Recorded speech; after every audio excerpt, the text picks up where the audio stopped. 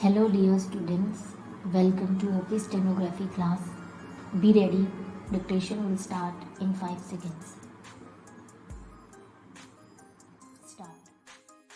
We live in a world of conflicts and yet the world goes on undoubtedly because of the cooperation of nations and operation, and there is today a vast amount of cooperation even between countries which are opposed to each other in the political or other fields.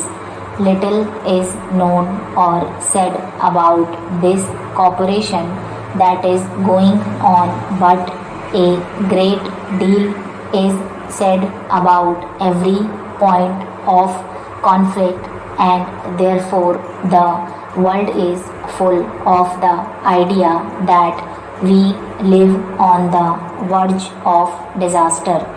It would perhaps be a truer picture if the cooperating elements in the world were put forward and we were made to think that the world depended on cooperation and not on conflict.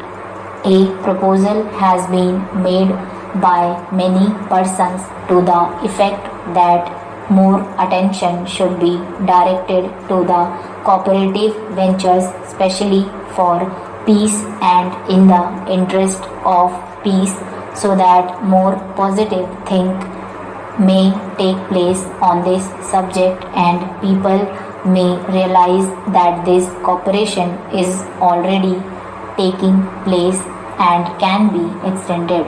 Some years ago, it was resolved to have an international geophysical year that was a specific subject. However, it has been suggested that perhaps this assembly might resolve to call upon all countries of the world to devote a year to the cooperative activities in political, cultural, and the many other fields, not to speeches about peace. That perhaps will direct some of our energy and some of our thinking to this idea of cooperation, which will create an atmosphere helpful for solving the problems more easily. That by itself will not solve any problem, but it will lessen this distrust and conflict which affect the world. I make this suggestion to you not in any detail but broadly, so that this assembly might consider it, and if it is worthwhile, perhaps appoint a committee to consider it further and make suggestions as to how this might perhaps be done. The great men of the world have been those who have fought hatred and violence, and not those who have encouraged it.